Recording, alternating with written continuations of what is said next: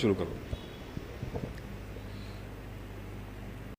بر محمد و آل محمد صلوات صلی علی محمد و آل محمد۔ حضرات مومنین السلام علیکم۔ اس وقت آپ کے روبرو حاضری ہوئی ہے ایک مجلس عزا برائے سال ثواب مرحومہ نازش فاطمہ بنت سید عالم حسین مرحوم۔ آپ کا انتقال ابھی حال ہی میں لکھنؤ سرفراز گنج میں ہو گیا تھا، اور یہ جو حالات ہیں کووڈ-19 کے، جو پینڈیمک ہے، اس کے زیر اثر کافی مومنین اس پریشانی سے دوچار ہو رہے ہیں۔ کسی کے اعزہ کا انتقال ہو رہا ہے، کسی کے جاننے والے کا انتقال ہو رہا ہے، تو ہم امام زمانہ کی بارگاہ میں وسیلہ بناتے ہیں شہزادی فاطمہ الزہرا سلام اللہ علیہا کو کہ وہ اس وبا کو جلد سے جلد ہمارے درمیان سے دور کر دیں، اور جس طرح سے ہم ذکر محمد و آل محمد کرتے تھے اسی طرح سے کر سکیں۔ لیکن بہرحال یہ کووڈ کے حالات ہیں، اور اس وقت ہم آن لائن مجلس کا انعقاد کرنے جا رہے ہیں۔ ساتھ ہی ساتھ ایک گزارش ہے کہ یہ جو ابھی عنقریب عید آنے والی ہے، تو اس بار خاص خیال رکھیں ان حضرات کا جو آپ سے بہت قریب ہیں، آپ کے محلے میں ہوں، آپ کے عزیز ہوں، ان کا زیادہ سے زیادہ اس طرح کا خیال رکھا جائے کہ ان کو کسی بھی طرح کی ایسی پریشانی نہ ہو جس سے ان کے گھر میں تکلیف ہو جائے، یا کوئی بھی پریشانی ہو جائے، یا راشن کی پریشانی ہو جائے، کسی بھی طرح کی دقت نہ ہو۔ ہماری اپنی خوشیاں اسی میں ہیں کہ ہمارے ساتھ جو بھی حضرات ہیں وہ کسی غم کا شکار نہ ہوں۔ آئیے حضرات، اب ہم باقاعدہ طور پر مجلس کا آغاز کرتے ہیں اور تلاوت کلام ربانی کے لیے گزارش کرتے ہیں محترم قاری ندیم نجفی صاحب سے۔ اور یہ بھی بتا دوں کہ اس وقت کی مجلس کو خطیب اہل بیت عالی جناب مولانا عباس ارشاد صاحب نقوی مجلس کو خطاب فرمائیں گے، اور تلاوت کے فرائض انجام دینے جا رہے ہیں جناب قاری ندیم نجفی صاحب۔ پر محمد و آل محمد صلوات۔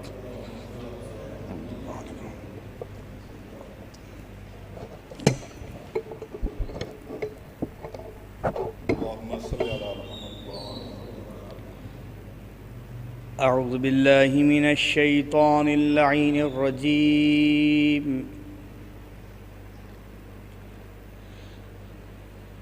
بسم اللہ الرحمن الرحیم۔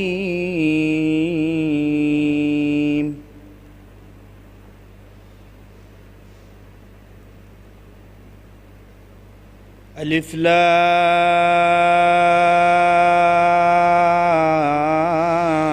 را،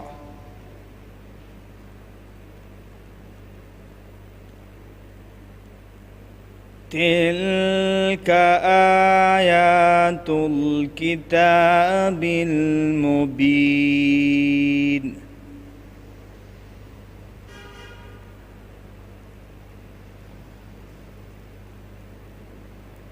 إِنَّا أَنزَلْنَاهُ قُرْآنًا عَرَبِيًّا لَعَلَّكُمْ تَعْقِلُونَ۔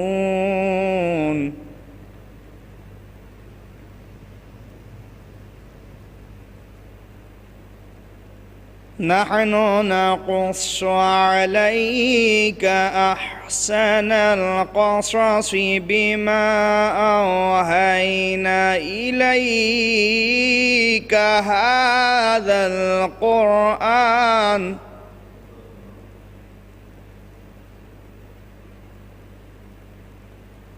وَإِن كُنتَ مِن قَبْلِهِ لَمِنَ الْغَافِلِينَ۔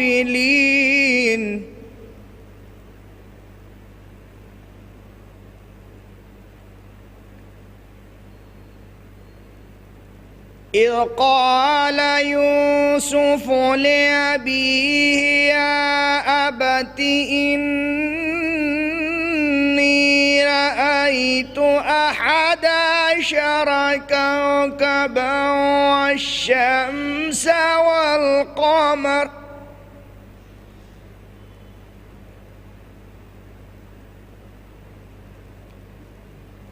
إِنِّي رَأَيْتُ أَحَدَ عَشَرَ كَوْكَبًا وَالشَّمْسَ وَالْقَمَرَ رَأَيْتُهُمْ لِي سَاجِدِينَ۔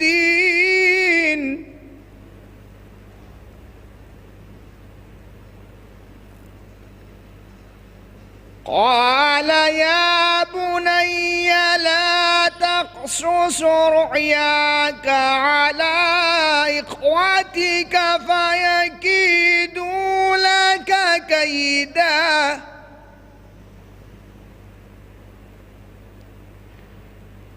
إن الشيطان للإنسان عدو مبين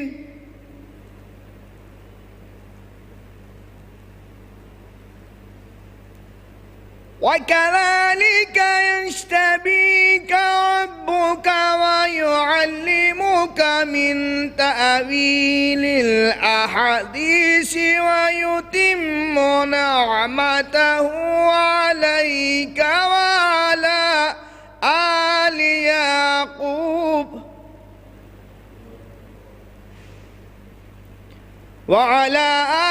يعقوب كما تمها على أبويك من قبل إبراهيم وإسحاق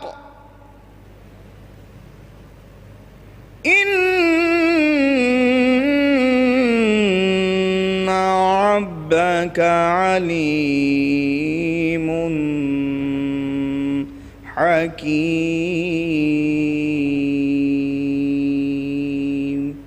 صدق الله العلي العظيم وصدق رسوله النبي الكريم وصدق شهداء كربلاء والصديقين. لي خمسة نطفي بها حر الوباء الحاطمة: المصطفى والمرتضى وابناهما والفاطمة.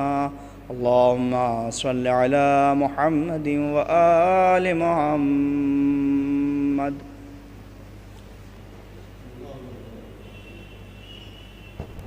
جزاک اللہ جناب قاری ندیم نجفی صاحب، آپ نے بہترین انداز میں تلاوت کلام ربانی سے مجلس کا آغاز کر دیا۔ یقیناً یہ تلاوت کلام ربانی مرحومہ نازش فاطمہ صاحبہ کے لیے بہترین ایصال ثواب کا سبب بنے گا اور ان کے متعلقین کے لیے سبب رحمت بنے گا، سبب صبر بنے گا۔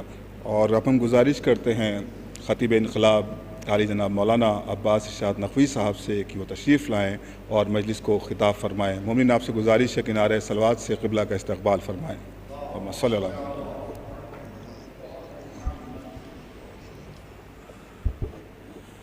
تھوڑا پیچھے کر دیں۔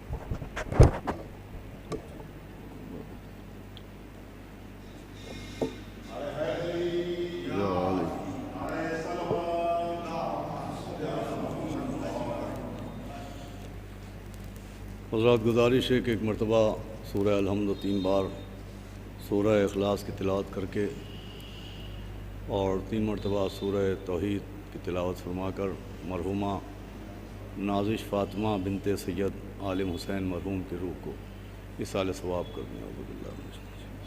بسم اللہ الرحمن الرحیم۔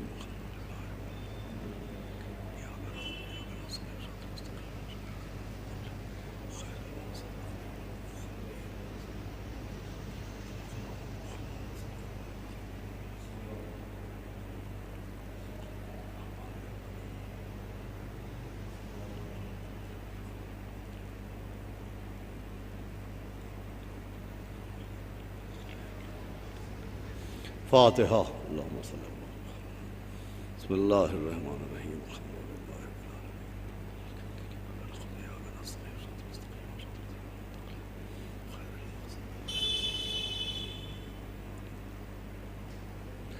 اعوذ باللہ السمیع العلیہ العظیم من الشیطان اللعین الرجیم۔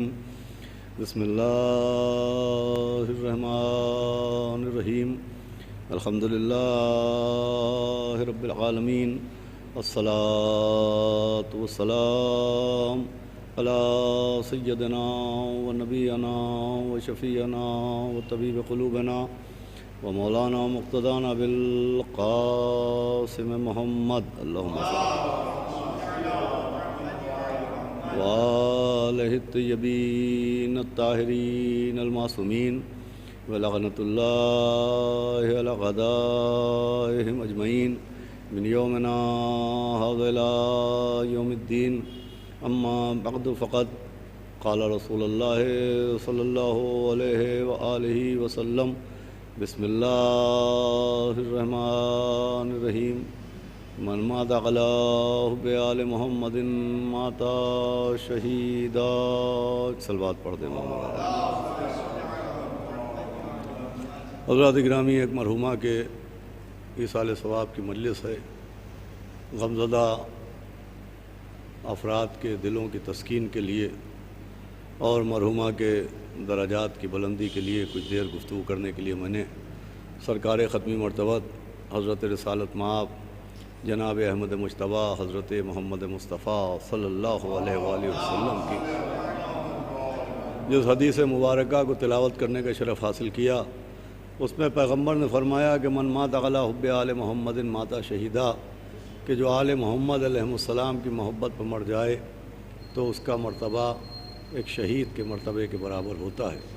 دیکھیے، عام طور پر جو شرائط شہادت بیان کیے جاتی ہیں تو ان شرائط شہادت میں زیادہ تر شرط شہادت اس بات کو بتایا جاتا ہے کہ اگر کسی شخص کو درجہ شہادت پر فائز ہونا ہے یا کسی شخص کو لقب شہید سے ملقب ہونا ہے تو اس کو میدان جنگ میں جانا پڑے گا اور بنام دین خدا دشمن خدا کے ہاتھوں سے مر جانا ہوگا، تب جا کے اس کو شہادت کا درجہ حاصل ہوگا.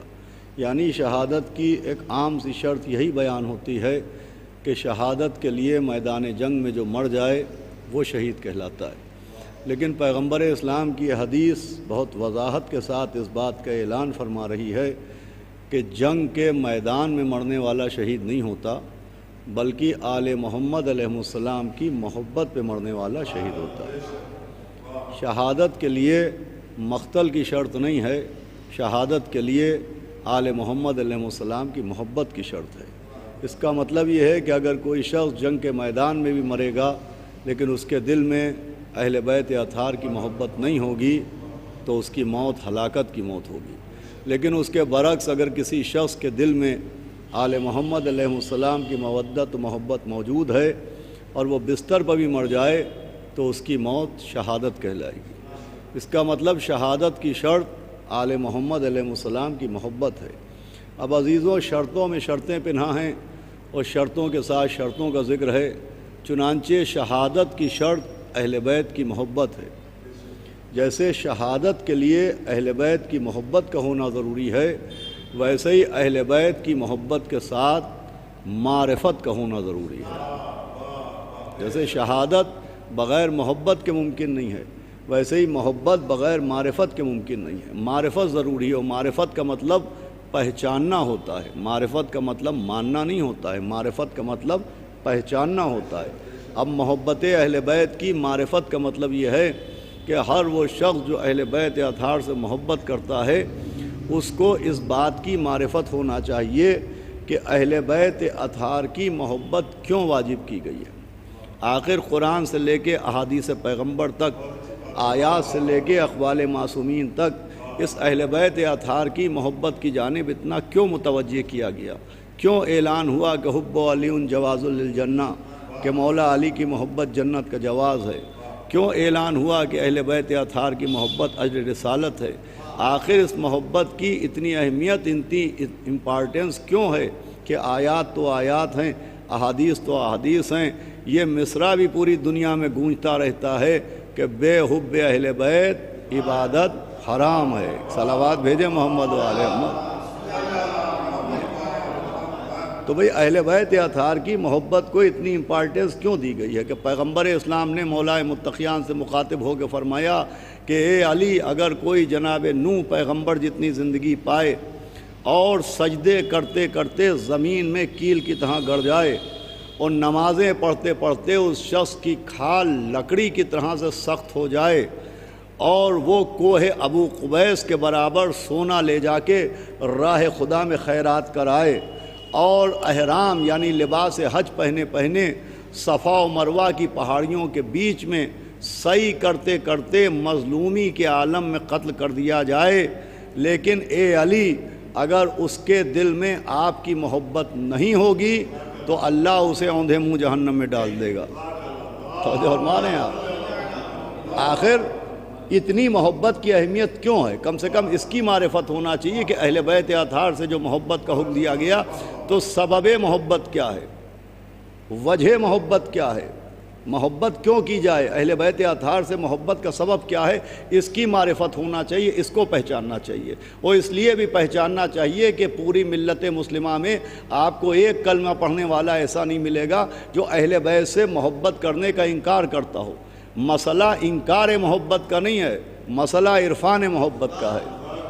مسئلہ انکار محبت کا نہیں کہ کوئی انکار کر رہا ہے، ایک کلمہ پڑھنے والا وہ کسی فرقے کا ہو، وہ یہ نہیں کہتا کہ اہل بیت سے محبت نہیں کرنا چاہیے۔ ملت مسلمہ میں جتنے مسلمان ہیں، جتنے پیغمبر کا کلمہ پڑھنے والے، وحدت کا کلمہ پڑھنے والے، وہ سب اقرار محبت کرتے ہیں۔ مسئلہ اقرار کا نہیں ہے، مسئلہ عرفان کا ہے کہ آخر محبت کیوں کی جائے۔ تو ملت مسلمہ میں اکثریت جو اہل بیت کی محبت کا اقرار کرتی ہے، تو آپ سبب اقرار پوچھئے، ان سے پوچھئے کہ اہل بیت سے محبت کیوں کرنا چاہیے۔ تو وہ ایک سیدھا سا جواب دیتے ہیں کہ اہل بیت سے محبت اس لیے کرنا چاہیے کہ اہل بیت میں مولا علی نبی کے داماد ہیں، جناب سیدہ نبی کی بیٹی ہیں، مولا حسن و مولا حسین نبی کے نواسے ہیں۔ چونکہ یہ افراد نبی کے رشتہ دار ہیں، یہ افراد نبی کے خاندان والے ہیں، یہ افراد نبی کے گھر والے ہیں، اس لیے ان سے محبت کرنا چاہیے۔ یعنی ان کے یہاں محبت کا سبب اور محبت کی بنیاد اور محبت کی وجہ رشتہ ہے۔ بعزیزوں یہی فرق ہے، وہاں اہل بیت سے محبت کی بنیاد رشتے کو بنایا جاتا ہے، مگر ہم اہل بیت کی محبت کی بنیاد رشتے کو نہیں بناتے ہیں، ہم عہدے کو بناتے ہیں۔ ہم یہ مانتے ہیں کہ وہ رشتہ دار بھی ہیں لیکن رشتہ دار ہی نہیں ہیں۔ صلوات بھیجے محمد و آل محمد۔ بھائی اہل بیت اطہار نبی کے رشتہ دار بھی ہیں لیکن اہل بیت نبی کے رشتہ دار ہی نہیں ہیں۔ مولا علی نبی کے داماد بھی ہیں لیکن داماد ہی نہیں ہیں۔ جناب سیدہ نبی کی بیٹی بھی ہیں لیکن بیٹی ہی نہیں ہیں۔ مولا حسن مولا حسین نبی کے نواسے بھی ہیں لیکن نواسے ہی نہیں ہیں۔ دیکھیں عرفان محبت ہمیں اس منزل تک لے جاتی ہے کہ اہل بیت نبی کے رشتہ دار بھی ہیں لیکن صرف رشتوں کی وجہ سے ان کی مودت واجب نہیں ہوئی ہے۔ ایک مرحومہ کے اصال ثواب کی مجلس ہے، ان کا نام نامی نازش فاطمہ جناب سیدہ سے منسوب ہے، لہذا اسی رخ سے گفتگو کرنا چاہوں گا کہ اگر جناب سیدہ ہی کو بنیاد بنایا جائے تو جناب سیدہ نبی کی بیٹی بھی ہیں لیکن بیٹی ہی نہیں ہیں۔ ان کی جو محبت اور مودت کا حکم دیا گیا وہ بھی رشتے کی بنیاد پر نہیں دیا گیا۔ جناب سیدہ کی محبت کا حکم بھی رشتے کی بنیاد پر نہیں دیا گیا ہے، کسی عہدے کی بنیاد پر دیا گیا ہے۔ آپ دلیل مانگیے تو دلیل یہ ہے کہ الحمدللہ ہم 12 اماموں کو ماننے والے، ہم 14 معصوموں کو 14 معصوم ماننے والے جناب سیدہ کو نبی کی بیٹی بھی مانتے ہیں اور ان کو نبی کی چہیتی بیٹی نہیں مانتے ہیں، اکلوتی بیٹی مانتے ہیں۔ فرمائیے گا، ہم جناب سیدہ کو نبی کی چہیتی بیٹی نہیں مانتے، اکلوتی بیٹی مانتے ہیں۔ مگر مسلمانوں کا وہ طبقہ جو جناب سیدہ سے مودت کا سبب رشتے کو قرار دیتا ہے، جو کہتا ہے محبت اس لیے کرنا چاہیے کہ وہ نبی کی بیٹی ہیں، وہاں جناب سیدہ کو اکلوتی بیٹی نہیں مانا جاتا ہے، وہاں جناب سیدہ کو نبی کی چہیتی بیٹی مانا جاتا ہے۔ وہ کہتے ہیں کہ جناب سیدہ کے علاوہ اور بیٹیاں بھی تھیں۔ تو اب ہمارا حق بنتا ہے کہ ہم سوال کریں کہ جب جناب سیدہ کے علاوہ اور بھی بیٹیاں تھیں اور محبت کا سبب رشتہ ہے تو بیٹیاں اور بھی تھیں تو محبت ایک ہی کی واجب کیوں ہوئی؟ کیا سنا ہے آپ؟ صلوات پڑھے محمد و آل محمد۔ بھائی بیٹیاں اور بھی تھیں تو آیہ مودت کی مصداق ایک ہی کیوں ہے؟ بیٹیاں اور بھی تھیں تو فاطمۃ و بسط و منی ایک ہی کے لیے کیوں کہا؟ بیٹیاں اور بھی تھیں تو فاطمۃ و قلبی ایک ہی کے لیے کیوں کہا؟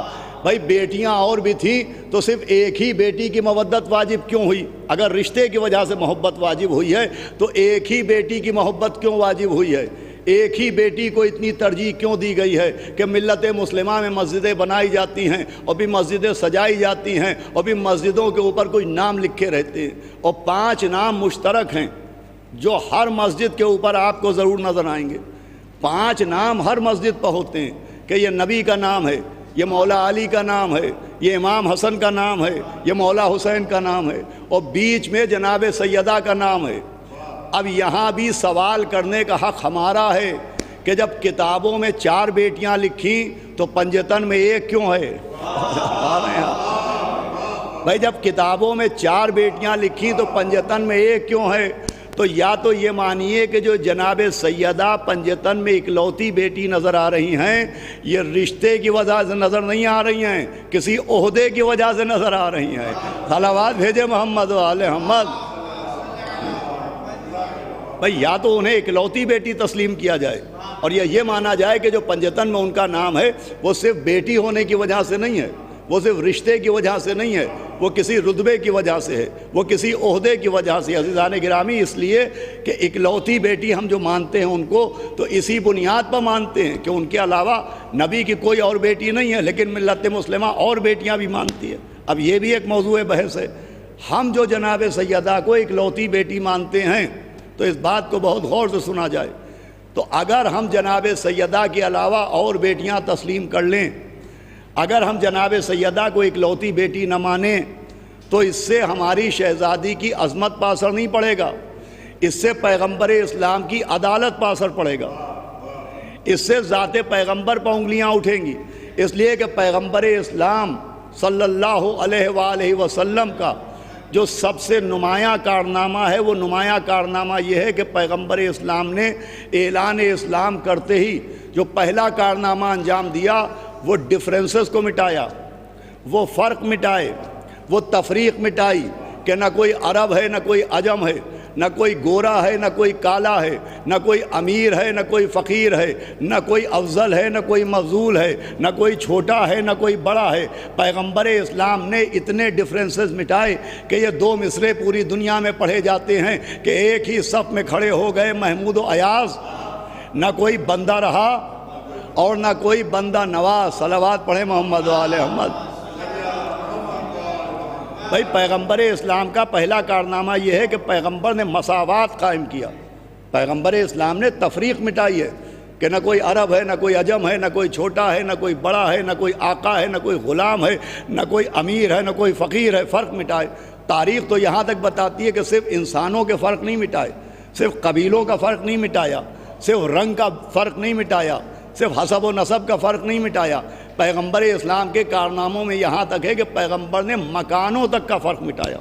چنانچہ ایک سابق اہل سنت علامہ شاہ زعیم فاطمی نے اپنی کتاب جس کا نام پردہ اٹھتا ہے اس میں یہ واقعہ تحریر کیا کہ جب پیغمبر اسلام مکے سے مائیگریٹ کر کے ہجرت کر کے مدینے میں تشریف لائے تو مدینے میں جتنے مکانات تھے وہ سب گراؤنڈ فلور تھے، سب ایک جیسے، سارے مکانوں کا سائز ایک تھا، شیپ ایک تھا، رقبہ ایک تھا، رنگ و روغن ایک تھا۔ بھائی مدینے میں جتنے مکانات تھے سب کا رنگ ایک جیسا تھا، سب کا شیپ ایک جیسا تھا، سب ایک ہی جیسے تھے، دیکھنے میں کوئی فرق نہیں معلوم ہوتا تھا، سارے مکانات ایک منزلہ تھے۔ علامہ شاہ زعیم فاطمی لکھتے ہیں لیکن جب پیغمبر اسلام مکے سے مدینے آئے اور تھوڑے دنوں بعد بغیر ضرورت کے، یہ لفظ قابل غور ہے کہ بغیر ضرورت کے ایک صاحب نے اپنے ایک مکان کے چھت کے اوپر ایک اور حجرہ بنوا لیا، اپنے مکان کی چھت پر ایک اور حجرہ بنایا۔ تو جیسے ہی انہوں نے وہ حجرہ و کمرہ بنایا پیغمبر نے حکم دیا کہ اس حجرے کو توڑ دو، اس کمرے کو توڑ دو۔ تو پوچھنے والے نے پوچھا کہ یا نبی اللہ یہ حجرہ کیوں توڑا جائے؟ فرمایا اس لیے کہ اس حجرے کے ذریعے ظاہر ہو رہا ہے کہ غریبوں کے گھر کون سے ہیں اور امیر کا گھر کون سا ہے۔ فرما رہے ہیں آپ؟ تو پیغمبر اسلام نے مکانوں تک کا فرق مٹایا کہ مکان دیکھ کے بھی معلوم نہ ہو کہ غریب کا گھر کون سا ہے، امیر کا گھر کون سا ہے، رئیس کا گھر کون سا ہے، فقیر کا گھر کون سا ہے، صاحب دولت کا گھر کون سا ہے، مفلوک الحال کا گھر کون سا ہے۔ پیغمبر نے مکانات تک کا فرق مٹایا۔ اب اگر معاذ اللہ ہم یہ مان لیں کہ جناب سیدہ کے علاوہ اور بیٹیاں بھی تھیں تو پھر یہ بھی ماننا پڑے گا کہ پیغمبر اسلام نے گھر کے باہر تو فرق مٹائے اور گھر کے اندر فرق دکھائے۔ ہمارے یہاں گھر کے باہر فرق مٹایا اور گھر کے اندر فرق دکھایا۔ آپ پوچھئے گا کیسے؟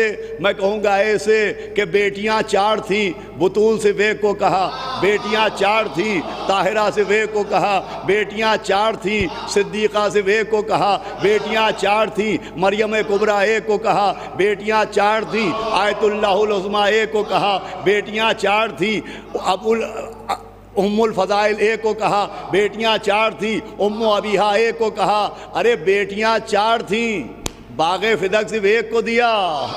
صلوات بھیجے محمد و آل محمد۔ بھئی اعتراض کس پر ہوگا؟ الزام کس پر عائد ہوگا معاذ اللہ؟ کہ پیغمبر اسلام نے اپنی بیٹیوں تک میں تفریق کی، اپنی بیٹیوں تک میں فرق کیا۔ تو عزیزان گرامی، ہم تو اکلوتی بیٹی مانتے ہیں، مگر رشتے کی بنیاد پر نہیں مانتے، رشتہ بھی مانتے ہیں۔ جناب سیدہ کو نبی کی بیٹی بھی مانتے ہیں، لیکن بیٹی ہی نہیں مانتے ہیں، صرف رشتے کی بنیاد پر نہیں مانتے ہیں۔ اس لیے کہ ہمارے سامنے قرآن جیسی دلیل موجود ہے، اور قرآن میں رشتوں کی تفصیل موجود ہے، اور قرآن کے ذریعے ہم کو ایک پیغام مل رہا ہے کہ رشتہ بھی محترم ہے، مگر رشتہ ہی محترم نہیں ہے۔ بھائی رشتہ بھی محترم ہے، لیکن رشتہ ہی محترم نہیں ہے۔ قرآن ہمیں پیغام دے رہا ہے کہ اگر احترام صرف رشتے کی وجہ سے ہوتا، اگر محبت کا حکم صرف رشتے کی وجہ سے ہوتا، تو صرف حابیل محترم نہ ہوتے، قابیل بھی محترم ہوتا۔ بھائی اگر احترام صرف رشتے کی وجہ سے ہوتا تو صرف حابیل محترم نہ ہوتے، قابیل بھی محترم ہوتا، صرف جناب نوح محترم نہ ہوتے، ان کا بیٹا کنعان بھی محترم ہوتا، صرف جناب ابراہیم محترم نہ ہوتے، ان کا چچا آزر بھی محترم ہوتا، صرف جناب یوسف محترم نہ ہوتے، ان کے دغاباز بھائی بھی محترم ہوتے، صرف پیغمبر آخر محترم نہ ہوتے، ابو لہب بھی محترم ہوتا۔ ہمارے یہاں اس لیے کہ رشتے تو سب جگہ موجود ہے۔ قابیل بیٹا ہے جناب آدم کا مگر محترم نہیں، کنعان بیٹا ہے جناب نوح کا مگر محترم نہیں، آزر چچا ہے حضرت ابراہیم کا مگر محترم نہیں، برادران یوسف بھائی ہیں جناب یوسف کے مگر محترم نہیں۔ قرآن کیا پیغام دے رہا ہے کہ سمجھو کہ ضروری نہیں کہ ہر نبی کا بیٹا ہونے کی وجہ سے محترم ہو جائے۔ بھائی ضروری نہیں کہ نبی کا ہر بیٹا ہونے کی وجہ سے محترم ہو جائے، ضروری نہیں کہ نبی کا ہر چچا ہونے کی وجہ سے محترم ہو جائے، ضروری نہیں نبی کا ہر بھائی ہونے کی وجہ سے محترم ہو جائے۔ ہم نے ایک قدم آگے بڑھ کے یہ بھی سمجھ لیا تو پھر ضروری نہیں کہ ہر زوجہ ہونے کی وجہ سے محترم ہو جائے۔ صلوات بھیجے محمد و آل محمد۔ رشتہ بھی محترم ہے، لیکن رشتہ ہی محترم نہیں ہے کہ صرف نبی کی رشتہ داری۔ تو نبی کی رشتہ داری تو نہ جانے کس سے تھی، ابو لہب بھی نبی کا رشتہ دار تھا۔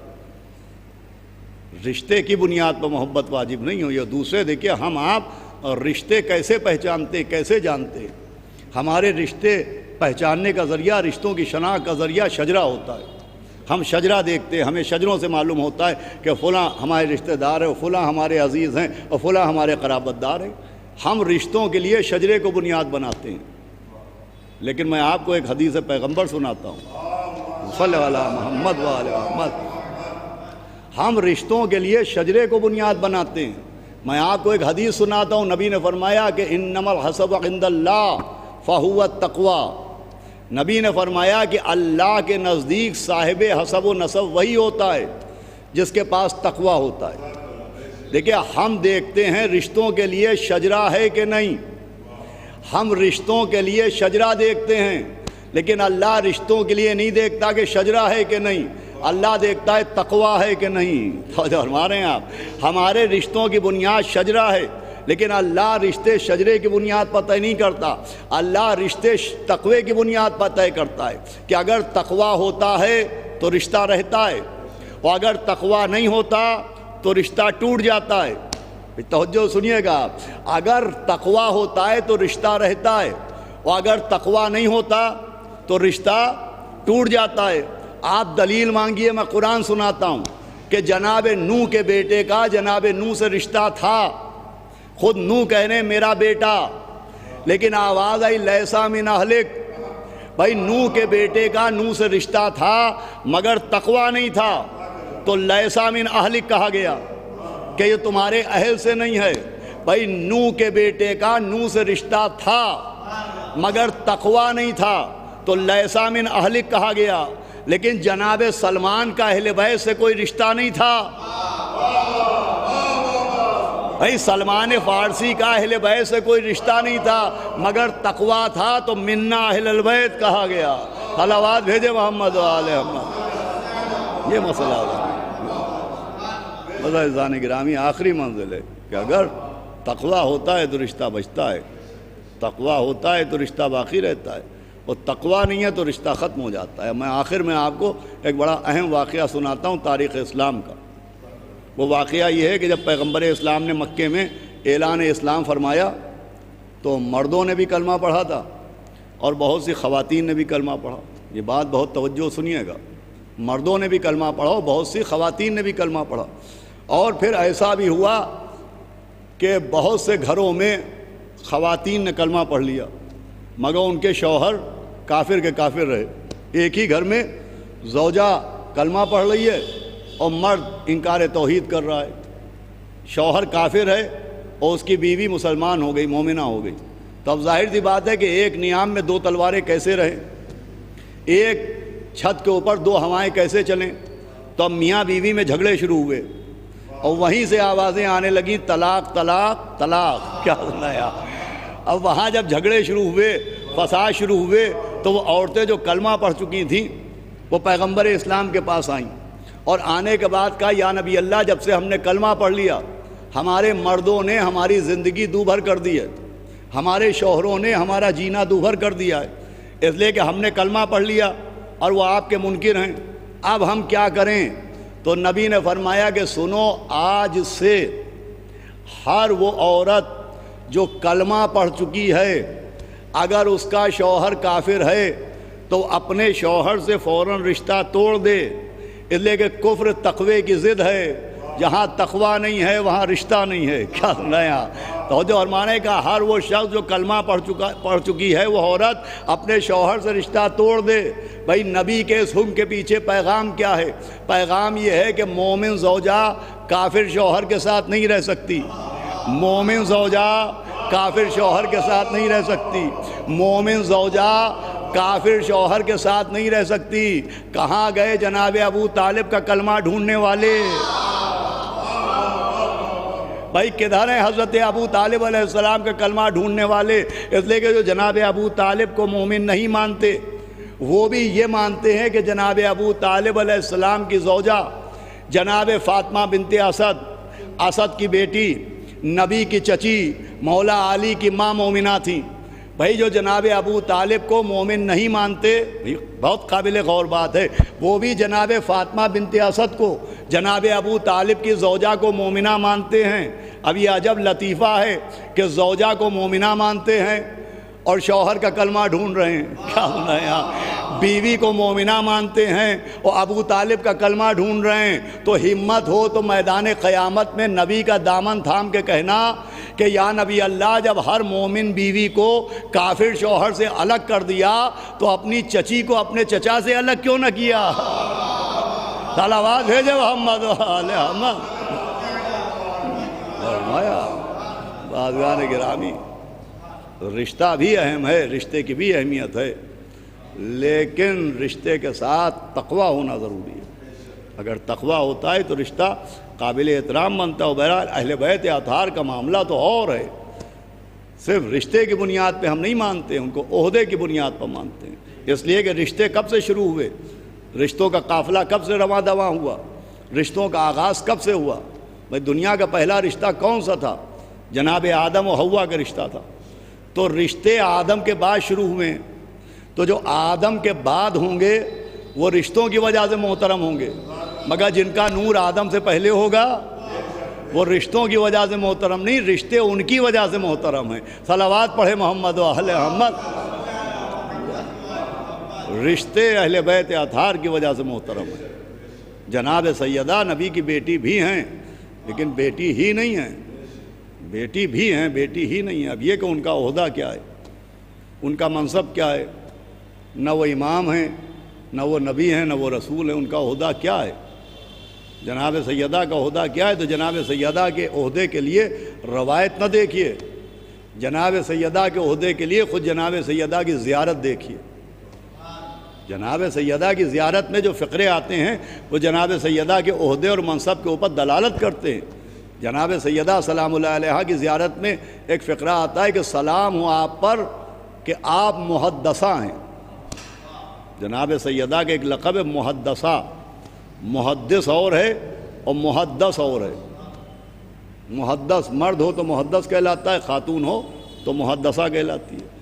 اب یہ محدث کسے کہتے ہیں؟ تو ملت مسلمہ میں شیعوں کے ساتھ ساتھ غیر شیعہ بھی اس بات کو تسلیم کرتے ہیں کہ ایک دن پیغمبر اسلام نے فرمایا کہ ہر نبی کی امت میں ایک محدث ہوتا ہے، ہر نبی کی امت میں ایک محدث ہوتا ہے۔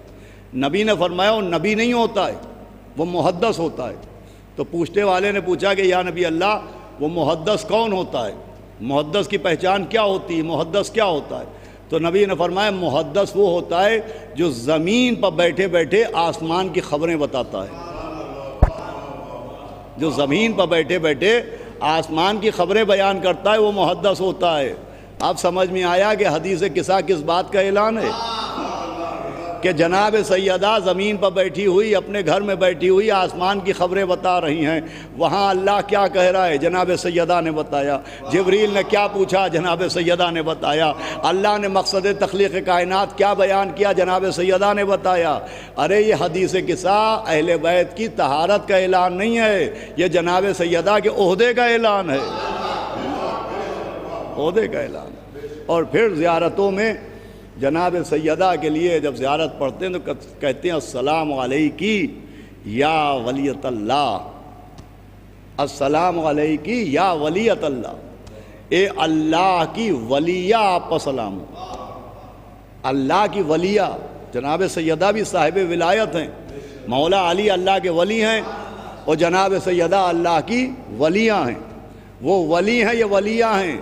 اسی لیے تو نبی نے کہا تھا علی آپ نہ ہوتے تو کوئی سیدہ کا کفو نہ ہوتا۔ وہ بھی صاحب ولایت ہیں، یہ بھی صاحب ولایت ہیں، دونوں کا عہدہ برابر ہے، اسی لیے دونوں کا اختیار ایک جیسا ہے، دونوں کے معجزات ایک جیسے ہیں۔ مولا علی ٹھوکر مار کے مردہ زندہ کر رہے ہیں، جناب سیدہ مری ہوئی دلہن کو زندہ فرما رہی ہیں۔ جس کو کہانی کہا جاتا ہے جناب سیدہ کی کہانی، وہ کہانی نہیں ہے، وہ معجزہ ہے۔ جناب سیدہ کا معجزہ کہ آپ یہودی کے گھر گئیں اور جانے کے بعد مری ہوئی دلہن زندہ ہوئی، جناب سیدہ نے نماز پڑھی اور نماز پڑھ کے مری ہوئی دلہن کو زندہ کیا۔ میں عرض کروں گا اے میری مالکہ، اے ملکہ کونین، آپ کے شوہر تو ٹھوکر مارتے ہیں وہ مردہ زندہ ہو جاتا ہے، آپ بھی مری ہوئی دلہن کے ٹھوکر ماریے اور یہ زندہ ہو جائے۔ آواز دیں گے کسی مسلمان کا گھر نہیں ہے، ایک یہودی کا گھر ہے۔ یہاں میں اللہ کا کلمہ پڑھوانے آئی ہوں، اپنے کو خدا منوانے کے لیے نہیں آئی ہوں، اللہ اپنے کو خدا منوانے نہیں آئی ہوں۔ اور اس کے بعد مری ہوئی دلہن کلمہ پڑھتی ہوئی زندہ ہوئی، اور گفتگو تمام ہے، وہ کلمہ پڑھتی ہوئی زندہ ہوئی۔ دیکھیں یہ بات قابل توجہ ہے، اس مری ہوئی دلہن نے زندہ ہو کے کلمہ نہیں پڑھا ہے، کلمہ پڑھتے ہوئے زندہ ہوئی ہے، زندہ ہو کے کلمہ نہیں پڑھا ہے، کلمہ پڑھتے ہوئے زندہ ہوئی ہیں۔ دونوں لفظوں میں فرق ہے، ایک زندہ ہو کے کلمہ پڑھنا اور ایک کلمہ پڑھتے ہوئے زندہ ہونا۔ اس نے زندہ ہو کے کلمہ نہیں پڑھا، کلمہ پڑھتے ہوئے زندہ ہوئی، اور کلمہ پڑھتے ہوئے زندہ ہو کے اختیار سیدہ سمجھایا کہ جو عالم ارواح پر حکومت کرتی ہو اسے سیدہ کہتے ہیں، جس کا اختیار عالم ارواح پر ہو۔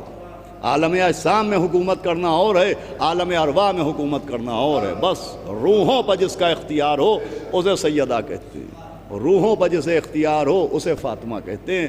یہ میں نے گفتگو اس لیے کی کہ جن مرحومہ کے ایصال ثواب کی مجلس سے اللہ ان کے پورے کنبے کو توفیق صبر عطا فرمائے، اس صدمے کو برداشت کرنے کی طاقت دے۔ اور مرحومہ کا نام جناب سیدہ سے نسبت رکھتا ہے، نازش فاطمہ، اسی نام کی برکت سے انشاءاللہ وہ جوار معصومہ میں ہوں گی، ان کے درجات بلند ہوں گے۔ دیکھیے بڑا سخت وقت ہے، اللہ درجات بلند کریں ان تمام افراد کے کہ جن کا انتقال اس دور میں ہو رہا ہے۔ اس لیے کہ بہرحال موت تو برحق ہے، موت تو آنا ہی آنا ہے، موت سے نہ فرار ہے نہ موت سے انکار ہے، لیکن موت کے بعد صاحبان غم کے لیے کچھ تسلی کے سامان ہیں، صاحبان غم کے لیے کچھ ان کے دل کے مرہم مہیا کیے گئے تاکہ ان کے دل کو قرار آ جائے۔ اسی میں یہ مجلس بھی ہوتی ہے کہ جانے والا واپس تو نہیں آتا، لیکن مجلس کے ذریعے دلوں کو قرار آ جاتا ہے کہ صاحبان غم دل کھول کے رو لیتے ہیں، آنسو بہا لیتے ہیں، اعزاء و اقربا جمع ہوتے ہیں، رشتہ دار باہر سے جو دوسرے شہروں میں ہوتے ہیں وہ بھی آ جاتے ہیں، آنے کے بعد سب جمع ہوتے ہیں اور دل کھول کے رو لیتے ہیں، تو رو لینے سے دل ہلکا ہو جاتا ہے، مگر اس زمانے میں وہ ممکن نہیں ہو پا رہا ہے۔ بہرحال گراف ایجنسی والے جو خدمت انجام دے رہے ہیں، اللہ ان کی بھی توفیقات میں اضافہ فرمائے کہ یہ بڑا اہتمام ہے۔ دیکھیں مجلس سے کتنا سکون ملتا ہے، کسی عزیز کا انتقال ہو جائے، کوئی دوست مر جائے، بیٹوں سے ماں جدا ہو جائے، زوجہ سے شوہر جدا ہو جائے، بیٹیوں سے ماں جدا ہو جائے، تو اس مجلس سے کتنا سکون ملتا ہے دلوں کو۔ اس کا اندازہ آپ اس سے لگائیے کہ ثانیہ زہرا، کعبۃ الرضایہ، عالمہ غیر معلمہ، مولا علی کی بیٹی جناب زینب جب زندان شام سے نکلی تھی تو ایک ہی بات کہی تھی کہ سید سجاد ایک گھر خالی کراؤ، ابھی تک ہم اپنے بھیا پر دل کھول کے روئے نہیں ہیں، ایک مجلس کراؤ، مجلس۔ اللہ اکبر، یہ جو ہمارے یہاں دستور ہے کہ کوئی بھی مر جائے مجلس حسین ہوتی ہے، یہ جناب زینب فرمانی کہ مجلس کراؤ، ابھی تک ہم ٹھیک سے روئے نہیں۔ اللہ اکبر، دیکھیں مجلس کتنا بڑا مرہم ہے، مجلس کتنا بڑا سہارا ہے، مجلس ذریعہ تبلیغ ہونے کے ساتھ ساتھ دل کے لیے کتنی مدد کرتا ہے۔ یہ جناب زینب کی یہ خواہش بتا رہی کہ سید سجاد ابھی ہم اپنے بھائی کو ٹھیک سے رو نہیں پائے ہیں، اور اس کے بعد جناب سید زینب نے یہ بھی فرمایا تھا کہ وہ شام کی عورتیں جو آنا چاہیں انہیں آنے دیا جائے، ہم مجلس کریں گے۔ دیکھیے آج 1400 برس بعد عزیز اپنے عزیزوں کی مجلسیں آن لائن ہی صحیح برپا کر رہے ہیں، مجلس ہو رہی ہے، اور ہم جیسے وہ افراد جو خطاؤں سے میں غرق ہیں، جو گناہوں میں ڈوبے ہوئے ہیں، جب آج 1400 برس بعد سیدہ کے لٹے ہوئے گھر کا ذکر کرتے تو کیا کیفیت ہو جاتی ہے۔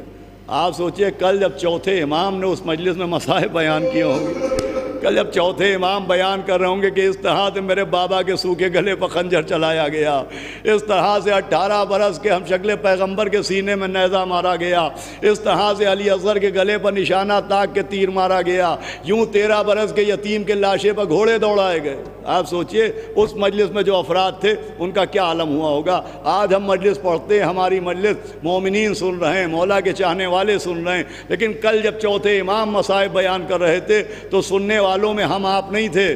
جب علی اکبر کے مصائب ہو رہے تھے تو سننے والوں میں علی اکبر کی ماں بیٹھی ہوئی تھی۔ جب جناب سید سجاد نے بیان کیا علی اصغر کے گلے پر تیر مارا گیا تو سننے والوں میں ام رباب بیٹھی ہوئی تھی۔ جب سید سجاد نے بیان کیا کہ ایک قاسم کے لاشے پر 3200 گھوڑے دوڑائے گئے تو سننے والوں میں مولا حسن کی بیوہ بیٹھی ہوئی تھی۔ جب چوتھے امام نے بیان کیا کہ عباس کے بازو کاٹے گئے، سننے والوں میں عباس کی بیوہ لبابہ بیٹھی ہوئی تھی۔ جب مولا حسین نے بیان کیا کہ جس گلے کو نبی چوما کرتے تھے اس گلے پر کند خنجر چلایا گیا تو سننے والوں میں حسین کی بہن بی بی زینب بیٹھی ہوئی تھی۔ اللہ اکبر، اب مجلس ہو رہی ہے، وہ پہلی مجلس جو شام میں برپا ہوئی جناب زینب میں، اور پھر ابھی مجلس ہو رہی تھی کہ بہت تیز شور گریہ بلند ہوا۔ اس مجلس میں چوتھے امام بیان کر رہے تھے مصائب مصیبتیں کہ بہت تیز شور گریہ بلند ہوا۔ آپ اس کا سبب جانتے ہیں کیوں بلند ہوا؟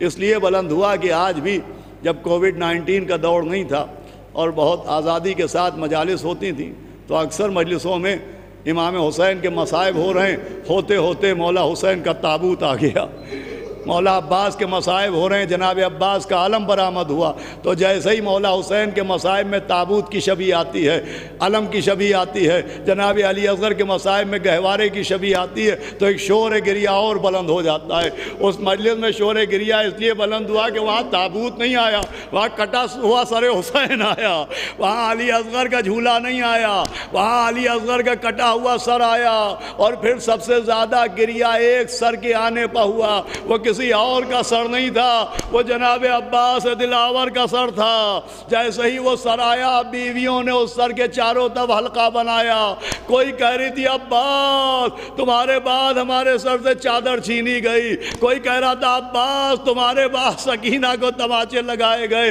بس عزیزو مجلس تمام ہو رہی ہے، اتنے میں لٹی ہوئی چادریں واپس آنا شروع ہوئیں۔ جناب زینب نے چادروں کو تقسیم کرنا شروع کیا۔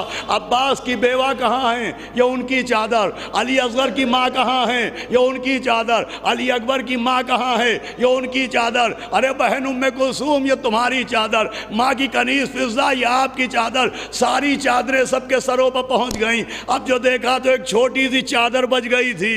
جناب زینب نے اس چادر کو اٹھایا، زندان شام کا رخ کیا، آواز دی سکینہ بی بی تم پوچھتی تھی ہم مدینے کب جائیں گے، اٹھو بی بی، دروازہ بھی کھل گیا، چادر بھی آ گئی، چلو سکینہ مدینے چل کے نانا سے بتانا یا رسول اللہ، ارے جس کے لیے عید کے دن کپڑے آئے تھے کربلا میں اس کا کرتا لوٹ لیا گیا، اس کی کمر کا پٹکا کھول لیا گیا۔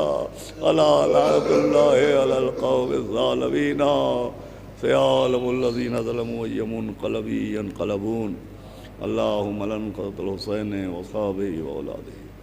حضرات پھر سے ایک مرتبہ سورہ الحمد اور سورہ اخلاص کی تلاوت فرما کر نازش فاطمہ مرحومہ بنت سید عالم حسین مرحوم کے روح کو اثار ثواب کرتے ہیں۔ بسم اللہ الرحمن الرحیم۔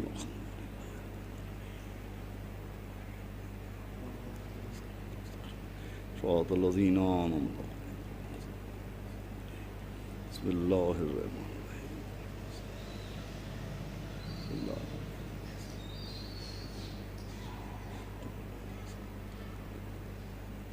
اس مجلس کا ثواب نازش فاطمہ بنت عالم حسین کو پہنچے، ان کے درجات کو بلند فرما، ان کے گھر والوں کو توفیق سے بتا۔ بہت شکریہ مولانا عباس ارشاد نقوی صاحب، آپ نے بہترین مجلس سامعین کے درمیان پیش کی۔ یقیناً یہ نازش فاطمہ صاحبہ کے لیے بہترین اصال ثواب کا سبب بنے گا۔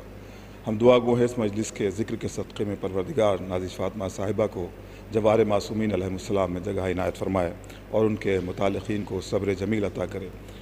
ہم سبھی ویورز کا شکریہ ادا کرتے ہیں، جناب محمد حسنین صاحب کی جانب سے، حسین عباس صاحب کی جانب سے، فیضی بھائی کی جانب سے، جنہوں نے اس وقت اس مجلس کو آن لائن سماعت کیا، اور بالخصوص ہم شکریہ ادا کرتے ہیں جناب قاری ندیم نجفی صاحب کا، مولانا عباس ارشاد نقوی صاحب کا۔ حضرات ایک اعلان آپ کی خدمت میں اور عرض کر دوں کہ کل شب میں 9 بجے آن لائن ایک مجلس منعقد ہوگی عارف رضوی صاحب کی والدہ کی گراف ایجنسی کے یوٹیوب چینل پر، جس کو برادر محترم مولانا عباس ارشاد نقوی صاحب قبلہ خطاب فرمائیں گے۔ اس میں بھی آپ سے آن لائن شرکت کی گزارش ہے۔ خدا حافظ۔